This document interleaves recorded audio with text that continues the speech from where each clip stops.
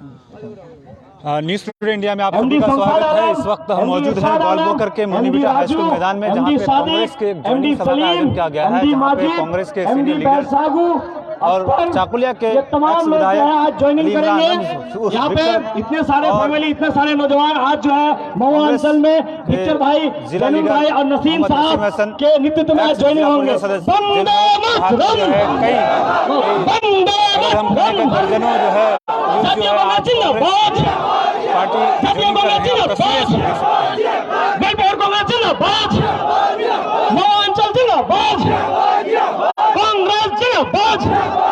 Victor भाई जिंदाबाद, Victor भाई जिंदाबाद, नसीम साहब जिंदाबाद, जैनुल भाई जिंदाबाद, निफजल भाई जिंदाबाद, जिंदाबाद, वंदे मातरम। बहुत बहुत शुक्रिया। अभी आप लोग 2-3-4 मिनट बैठे। अभी विक्टर भाई आप लोगों के सामने कुछ बातें रखेंगे। बहुत तो सीधे तौर पर इस वक्त जो है ज्वाइनिंग का जो प्रक्रिया था वो खत्म होकर सीधे तौर पर जो है कांग्रेस मौजूद सभापति साहब, मंच पर मौजूद कांग्रेस के लीडर सेक्टर और दूर दराज से आए तमाम नौजवान साथी, मेरी माँ बहन, बड़े बुजुर्ग, सबको मेरा सलाम और नमस्कार के साथ आप लोगों के सामने चंद बातें रखते हैं। सबसे पहले हम आप लोगों से माफी तलब हैं, क्योंकि अभी हमको यहाँ से फिर बजरगांव जाना है, वहाँ पर भी एक ज्वाइनिंग है, इसलिए वक्त की कमी है, जाने में काफ़ी वक्त लगता है। तो इसलिए ज़्यादा लंबी तकरीर ना करते हुए मेरे जाने के बाद यहाँ पर नसीम भाई हैं, जैनुल हैं, ये लोग आप लोगों से मुखातिब होंगे। आज महुआ पंचायत में ये ज्वाइनिंग सभा जो यहाँ पर हम लोग हाई स्कूल के ग्राउंड में कर रहे हैं, सबसे पहले जो लोग कांग्रेस में शामिल हुए उन सबका कांग्रेस परिवार में हम तहे दिल से आप लोगों का इस्तकबाल करते हैं और आप लोगों का शुक्रिया अदा करते हैं, क्योंकि आप लोगों की ज्वाइनिंग से हम लोगों की लीडरशिप भी मजबूत होगी और आप लोग भी मजबूत होंगे, क्योंकि अवाम मजबूत होगा। यही पैगाम राहुल गांधी भारत जोड़ो यात्रा से देने की कोशिश किए कि एक तरफ नफरत की सियासत जो पूरे हिंदुस्तान में फैल चुकी है, हिंदू मुस्लिम के नाम पर, मस्जिद और मंदिर के नाम पर लोगों को बांटा जा रहा है और नफरत की सियासत को इस कदर फैलाया जा रहा है कि लोग एक दूसरे से नफरत करने में और लड़ने में फंसे हुए हैं और बीजेपी की सरकार जो है देश को बेच रही है। आज आप अगर देखें तो हमारा बैंक बिक गया, हमारा रेल बिक गया, हमारा एयरपोर्ट बिक गया, हमारा बंदरगाह बिक गया, हमारा LIC बेच दिया गया। तो हर चीज को बेच दिया जा रहा है जो पिछले 75 सालों में कांग्रेस की हुकूमत में आवाम के लिए जो संपत्ति तैयार किया गया था, आपका इंडियन रेलवे, आपका एयरपोर्ट, आपका बैंक, आपका LIC, ये सारी चीजों को BSNL, ये संपत्ति पब्लिक का था। आज ये सारा संपत्ति सरकार बेच रहा है और जब ये संपत्ति बिकने लगेगा, किसी मालिक के हाथ में चला जा रहा है, अदानी अंबानी जैसे लोगों के हाथ में, तो आपका हर जरूरत का सामान, आज आपको कलकत्ता जाना हो इलाज करने के लिए, जहां आप 300 रुपये में जा सकते थे, कल आपको वहीं 1200 रुपया में जाना पड़ेगा। महंगाई बढ़ते जाएगा। इस महंगाई के मुकाबले में राहुल गांधी जो है महंगाई के खिलाफ लड़ने की बात कर रहे हैं। जल जंगल जमीन की बात हम लोग कर रहे हैं कि किसान का जमीन बचाना होगा, जंगल बचाना होगा, पानी बचाना होगा। जल जंगल जमीन की लड़ाई है, जो हमारा हक है उसकी लड़ाई है। इस लड़ाई को लड़ने के लिए भारत जोड़ो यात्रा के जरिए जो राहुल गांधी ने जो पैगाम दिया कि नफरत के बाजार में मोहब्बत की दुकान लगाने हम आए हैं, तो आज जिस तरह का नफरत पूरे हिंदुस्तान में है, उसको में मोहब्बत ही है जो हिंदुस्तान को बचा सकती है, जो हम और आपको जोड़ के रख सकती है। और मगरिबी बंगाल में ममता बनर्जी की हुकूमत में जिस तरह से गुंडा ताकत सर उठा रही है, उसका मिसाल बंगाल में बहुत सारा है। हर जिला में आपको ऐसे मिसाल है जो कहीं कत्लेआम हुआ, कहीं लोगों को जिंदा जला दिया गया, कहीं पर मार दिया गया, कहीं काट दिया गया। ये कहानी हम लोग सुनते हैं, टीवी पर, अखबारों पे देखते हैं, लेकिन ग्वालपोखर के लोगों के सामने, आंखों के सामने जिंदा मिसाल है जैन गांव कि जैन गांव का पंचायत का प्रधान नाजिश खुलेआम थाना के सामने गोलीबारी करता है, पुलिस खड़े होकर तमाशा देखती है। आरिफ अपने घर में अपने माँ और बीवी के साथ होता है और पुलिस की मौजूदगी में उसका दरवाजा खुलवाया जाता है, पुलिस खड़ी रहती है, और नाजिश अपने गुंडों के साथ घर में घुसता है और आरिफ पर गोली चलाकर उसको छत में ले जाकर नीचे फेंक देता है। बीवी के सामने और मां के सामने नौजवान बेटा कत्ल हो जाता है। एक जवान बीवी के सामने उसका शौहर को मार दिया जाता है और उस कातिल की हिफाजत करने का जिम्मेदारी ये गुलाम रब्बानी लेता है। ये गुलाम रब्बानी जो कि आवाम का नुमाइंदा है, जो आवाम का नुमाइंदा है, जिसको आप लोगों ने वोट देकर चुना है। आप लोगों ने जब वोट दिया था, आप लोगों ने ये सोचा था कि ये हमारी हिफाजत करेगा, ये हमारा ढाल बनेगा, हमारे साथ अगर कोई नाइंसाफी होगा तो रब्बानी हमारे लिए खड़ा होगा। लेकिन अफसोस कि ये रब्बानी आज कत्ल करने वालों के साथ खड़ा होता है, जुल्म करने वालों के साथ खड़ा होता है, जालिमों के साथ खड़ा होता है। जो इस ग्वालपोखर के एक आम गरीब किसान मजदूर पर जुल्म हो रहा है, तो वो जालिमों के साथ खड़ा होकर तमाशा देखता है। और जब उसके खिलाफ पुलिस से हम गुहार लगाते हैं, थाना में जाकर हम पुलिस को कहते हैं कि कार्रवाई करो, तो पुलिस को रोकता है कि नहीं, कोई कार्रवाई नहीं होगा, नाजिश के खिलाफ कोई कार्रवाई नहीं होना चाहिए। क्यों? क्योंकि नाजिश आज टीएमसी का प्रधान है और नाजिश के गुंडा ताकत के भरोसे रब्बानी यहां पर जिंदा है। अगर आज नाजिश के जैसा गुंडा जो यहां पर पैदा करके रखा गया है, ऐसे गुंडे को अगर सरपरस्ती नहीं मिले रब्बानी और पुलिस का, तो ऐसे गुंडों की औकात नहीं है कि वो इस इलाके में आवाम के सामने नजर उठा के खड़ा हो सके। लेकिन आज ऐसे गुंडों को पुलिस और प्रशासन और सरकार और यहाँ के मंत्री साहब के सरपरस्ती में इन लोगों को इतनी ताकत मिल गई है कि ये पुलिस के सामने खड़े होकर कत्ल करता है और पुलिस तमाशाई बन के खड़ा रहता है। इसलिए आप लोगों से मेरी ये अपील है कि नाजिश की गिरफ्तारी जो है, ये एक सिर्फ तमाशा है, ये एक नाटक है। क्योंकि नाजिश गिरफ्तार नहीं होता अगर हम लोग यहाँ नहीं पहुंचे होते। हम लोगों के दबाव में आकर पुलिस का यहाँ एसपी ऑफिस का घेराव किया गया था। एसपी के जहन में एक दहशत तारी कर दिया गया था कि जिस तरह से अगर गुंजरिया में एक परिवार में 4 लोगों का कत्ल कर दिया गया, एक ही परिवार में 4 भाई को मार दिया तृणमूल लोगों। कोई कार्रवाई नहीं हो रहा है, गिरफ्तारी हो रही है, 3 महीना के लिए जेल में रखा जाता है, फिर छोड़ दिया जाता है। उसी तरह नाजिश को भी 3 महीना के लिए ससुराल भेजा गया है। बंगाली में एक त्योहार होता है जिसको बोलते हैं जमाई षष्ठी। जमाई षष्ठी का नाम सुने? जमाई षष्ठी क्या होता है? एक त्योहार है जो ससुराल वाला उसका बहुत आवभगत करता है उस दिन। तो ये सरकार जो है तृणमूल के गुंडों के लिए जमाई षष्ठी का जगह बना दिया है जेल को। इन लोग का आवभगत करके फिर 3 महीना में छोड़ दिया जाएगा।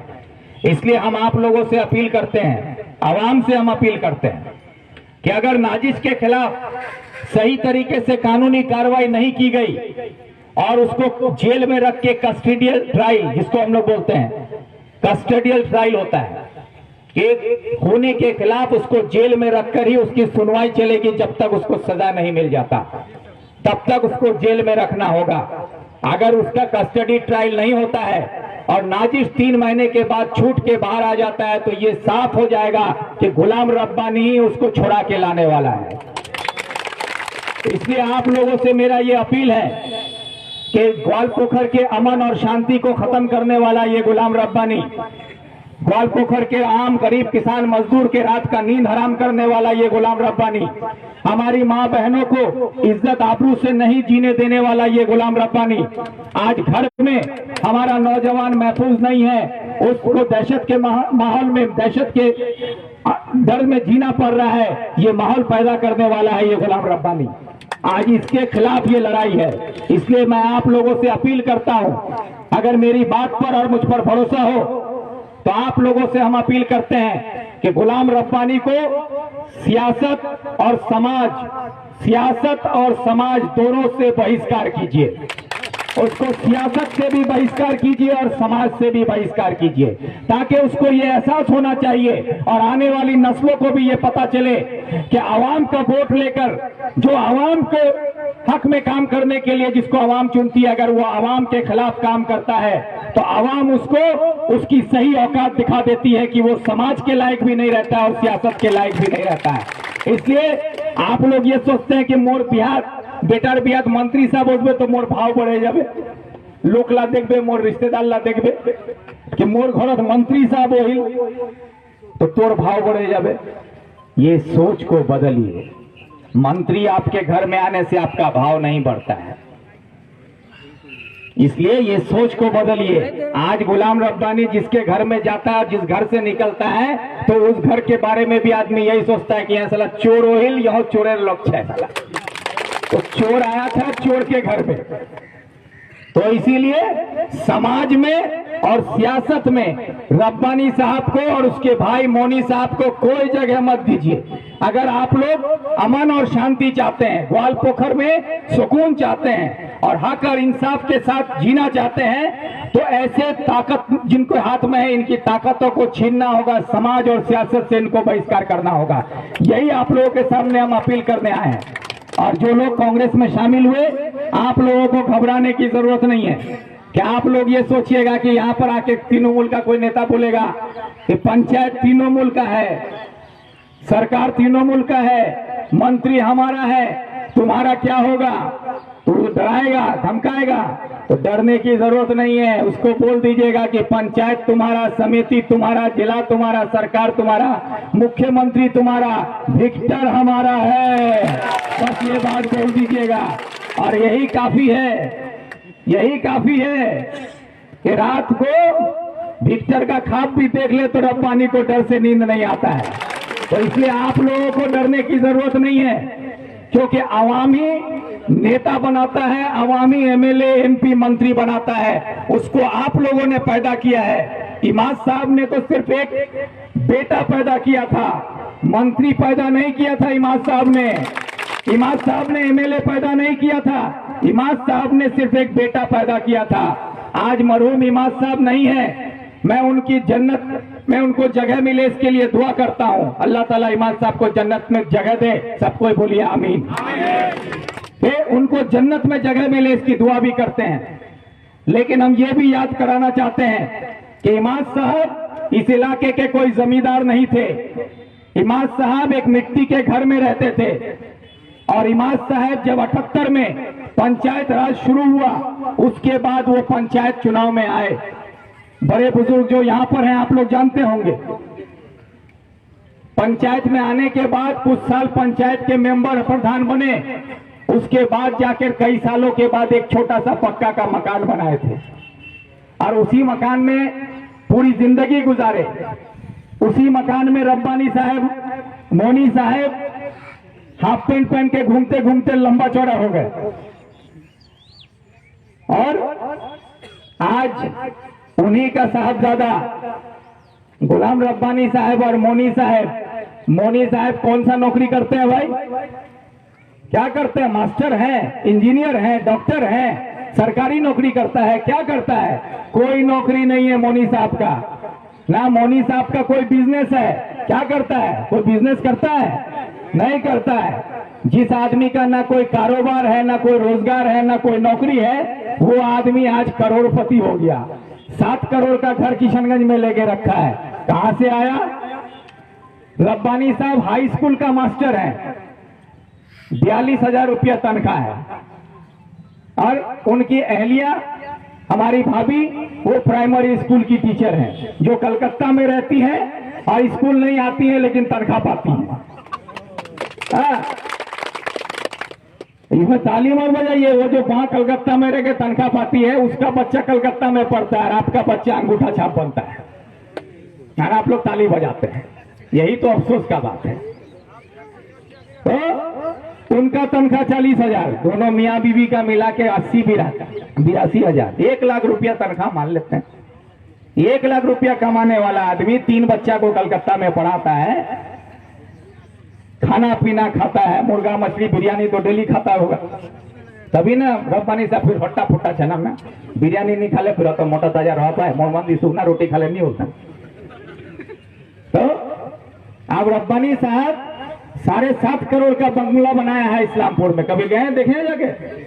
जाके देखिएगा एक बार ग्वालपोखर का आदमी सब घूम के। मिट्टी के घर में पैदा हुआ इमाद साहब का बेटा, कोई रोजगार नहीं, कोई आमदनी नहीं, एक हाई स्कूल का मास्टर 7.5 करोड़ का बंगला बनाता है। करोड़ों रुपया का जमीन खरीद के रखा है इस्लामपुर में, बलंचा में, गैसल मौजा में, किशनगंज में। कहां से आया ये? अब ये पैसा आप ही का है। गरीब को खून चूसा है, गरीब को चूसा है। और अब सीबीआई ईडी अब धीरे धीरे उत्तर दिनाजपुर डिस्ट्रिक्ट में घुस रहा है। आप धीरे धीरे घुस रहा है तो ये लोग का हालत पतला हो रहा है। तो इसलिए अब जो होगा वो होगा। लेकिन ये बात हम इसलिए आप लोगों को बताना चाहते हैं कि पंचायत से लेके मुख्यमंत्री तक इस पार्टी में सब कोई चोर है, और आप लोगों को खैरात बांटा जाता है, लक्ष्मी भंडार, रूपोश्री, कन्याश्री, सबूत साथी। आप लोग सोचते हैं कि ये सरकार बहुत ला पीछे है। इधर सरकार कन्याश्री दिले, रूपोश्री दिले, लक्ष्मी भंडार दिले, बहुत कुछ दीजिए, लेकिन सच में ये आपको कुछ नहीं दे रहा है सिवाय बर्बादी के। एक कहानी सुनाते हैं, अपनी तकरीर खत्म करेंगे, फिर हम निकल जाएंगे। चकलिया में एक बहुत मशहूर चोर है, कलवा चोर। कलवा चोर बहुत मशहूर चोर है। उसका फितरत है चोरी करना। चकलिया बस स्टैंड में एक बस आके रुकी, बस से पैसेंजर उतरे। उस पैसेंजर के उतरते ही वो कलवा चोर वहां गया और एक पैसेंजर का जेब में जितना रुपया था 5,000 रुपया पूरा निकाल लिया। वो 5,000 रुपया निकाल लिया। अब ये 5,000 रुपया लेके वो बगल वाला चाय का दुकान में जाके बैठ के चाय और बिस्किट खा रहा है। और जिसका पैसा चोरी हुआ वो रो रहा है कि मोर टका हराई गेल, मोर पॉकेट जतला टका छिल सबला निकला ले ले, मोर बेटार दवा लो आवे, घरेर सामान लो आवे, अब मैं की करूं, घर कमने जाम। जब रोने लगा, चीखने लगा, चिल्लाने लगा तो लोग जमा हो गए, सब कोई उसकी बात सुन रहा था। और ये कलवा चोर भी चाय का दुकान में बैठ के वो देख रहा है कि ये आदमी रो रहा है। थोड़ी देर के बाद ये कलवा चोर उठ के गया उस आदमी के पास जिसका जेब से पैसा निकाला था। जाके उसको बोलता है, क्या बात है, क्यों रो रहे हो? तो बेचारा वो रोते हुए बोला कि मेरा सारा पैसा चोरी हो गया, मेरा पैसा निकाल लिया, हमारा जेब में जो भी था, अब हमको बेटा का दवा लेना है, घर का सामान लेना है, घर वापस जाना है, हम कैसे जाएंगे? ये बात जब बोला तो ये कलवा चोर बोलता है, मत रो, हम है ना। बोलता ये लो 500 रुपया। उसको देता है 500 रुपया, ये लो 500 रुपया। और वो आदमी सोचता है कलवा लोकटा बड़ा बढ़िया के अतला लोग कान कोई कुछ नहीं सुन करिल, इटा लोग मग 500 टाकार मदद तो करिल, और अल्लाह तो खुश रखबे बाबू। बोले वहां चले गए। तो ये कलवा चोर कोई और नहीं है, ये कलवा चोर आपका ममता बनर्जी है, जो आपको 500 रुपया लक्ष्मी भंडार, रूपोश्री, कन्याश्री देती है और आप लोग से वोट लेके चली जाती है। तो असल में ये जो है आप ही का पैसा चोरी करके रखता है। अगर आप मिसाल के तौर पर जानना चाहते हैं तो आपका सार का दाम कितना था आज से 7 साल पहले? 1,000 रुपया। आज वही सार का दाम 4,500 से 5,000 होने जा रहा है। आपका बीज का दाम 8 गुण 10 गुण बढ़ गया। सरसों का तेल 200 रुपया से ज्यादा लीटर हो गया। आपका बिजली का बिल पहले एक बल्ब जलाते थे, एक पंखा चलाते थे तो आपका 100-120 रुपया बिल आता था, 150 रुपया आता था। आज वही पंखा और बिजली है और बिल आपका आता है 700 रुपया, 900 रुपया। कहां से आ गया? आपको चारों तरफ से लूट रहा है। कल आप हाट जाते थे 500 रुपया लेके तो आपका झोला भर जाता था, जेब में कुछ पैसा भी बच जाता था। आज 500 रुपया लेके जाइएगा, झोला भी खाली रहेगा, जेब भी खाली रहेगा। तो आपका हर तरफ से आपको लूट रहा है और आपको बोलता है तोक में लक्ष्मी भंडार दिनू, तोक में साइकिल दिनू, तोक में ईडा दिनू, उडा दिनू। हमको साइकिल और रूपोश्री, कन्याश्री और लक्ष्मी भंडार के नाम पर हमको वर्गला के रखा गया है और चारों तरफ से हमको बर्बाद किया जा रहा है। ये जिस स्कूल में आके सामने हम लोग खड़े हैं, मोनी बीटा हाई स्कूल, ये मोनी बीटा हाई स्कूल आपका कल रहेगा या नहीं इसका भी कोई गारंटी नहीं है। 8,209 स्कूल पूरे पश्चिम बंगाल में ममता की सरकार में बंद होने जा रहा है। और ये हम नहीं बोल रहे हैं, अखबार में छपा है। 8,209 स्कूल पूरे बंगाल में ममता की सरकार में बंद होने जा रहा है। और उसमें आने वाले वक्त में आपका मोनी बीटा हाई स्कूल भी रहेगा या नहीं, आपका लोधन हाई स्कूल बचेगा या नहीं, आपका दूसरा जितना भी स्कूल है पूरे उत्तर दिनाजपुर में वो बचेगा या नहीं, इसका कोई गारंटी नहीं है। हमारा बच्चा पढ़ पाएगा या नहीं, कल हम अपने बच्चों को पढ़ा पाएंगे कि नहीं, समाज में खड़ा कर पाएंगे कि नहीं, इसका कोई इंतजाम नहीं है। सरकार उसके बारे में नहीं सोच रही है। आपको 500 रुपया और साइकिल और रूपोश्री और कन्याश्री और किसान भाता और भाता के नाम पर आपको सिर्फ वर्गलाया जा रहा है। और इसी तरह गोली चलेगा और लोग मरेंगे, मरने वाला भी मुसलमान, मारने वाला भी मुसलमान। ममता बनर्जी बोलती है हम मुसलमान के हमदर्द हैं। आप लोग जरा आंख खोलिए, दिमाग खोल के सोचिए कि आज मगरबी बंगाल में जिस जिला में भी गोली चल रहा है, चलाने वाला भी मुसलमान है, मरने वाला भी मुसलमान है। 100 आदमी मरता है तो 98 मुसलमान मरता है, और गोली चलाने की वजह से जेल जाता है 100 आदमी तो उसमें भी 98 मुसलमान जाता है। ममता की सरकार में क्या हुआ कि हर नौजवान मुसलमानों के हाथ में हथियार देकर उसको गुंडा बनाया जा रहा है, और उन्हीं मुसलमान को गुंडा बनाकर उसके हाथ से मुसलमानों का कत्ल भी हो रहा है। मार भी मुसलमान को रही है, मरवा भी मुसलमान को रही है, और गुंडा भी मुसलमान को बना रही है। और आप लोग बोलते हैं दीदी तो दुपट्टा ओढ़े होच्छे, कलमा पढ़े, बोलते हैं कि नहीं? आप लोग तो दुआ मांगेंगे। अभी ईद का आने वाला है, रमजान के बाद रब्बानी साहब के बगल में ममता बनर्जी का फोटो रहेगा दुआ मांगते हुए, देखिएगा ऐसे दुआ मांगेगी, हाथ फैला के दुआ मांगेगी। यार आप लोग सोचिएगा बाप रे, ममता दुआ से मैं जन्नत तक चले जाऊं। सब हम लोग मुसलमान, ममता बनर्जी का दुआ से हम लोगों को जन्नत मिल जाएगा। ये बेवकूफ बनाकर मुसलमानों के बच्चों को गुंडा बना रही है। आपके घर का बच्चा गुंडा बन रहा है, और आप ही का समाज का बच्चा गुंडा बन के आप ही के बच्चों को मार रहा है। ये नाजिश को गुंडा बनाया कौन? रब्बानी। आरिफ को मारा कौन? यही गुंडा नाजिश। मरा कौन? आरिफ। आरिफ भी हमारे समाज का बच्चा है, नाजिश भी हमारे समाज का बच्चा है। गुंडा बनाने वाला भी रब्बानी है और मारने वाला भी रब्बानी है। इसीलिए हम आप लोगों को कह रहे हैं कि सियासत और समाज से उसको बहिष्कार कीजिए। उसको न सियासत में जगह मिलनी चाहिए, न समाज में जगह मिलनी चाहिए। यही मेरा आप लोगों से अपील है। अगर हम पर भरोसा करते हैं तो हम आपके साथ हैं। अगर गोली खाना होगा, विक्टर हमेशा सामने खड़ा रहेगा। लाठी खाना होगा, विक्टर सामने खड़ा रहेगा। डरने की जरूरत नहीं है। नहीं तृणमूल के लोग अगर मेरी आवाज सुन रहे हो और वो ये सोचते हैं कि गोली और बंदूक के दम पर डालकर धमकाकर आवाम को रोक लिया जाएगा, तो उनके लिए खुले लफ्जों में ये चुनौती दे दीजिए। क्या सितमगर आओ आज हुनर आजमाए, ऐ सितमगर आओ आज हुनर आजमाए। तुम गोली आजमाओ, हम जिगर आजमाए। इनकलाब जिंदाबाद, वंदे मातरम, कांग्रेस जिंदाबाद। वंदे मातरम।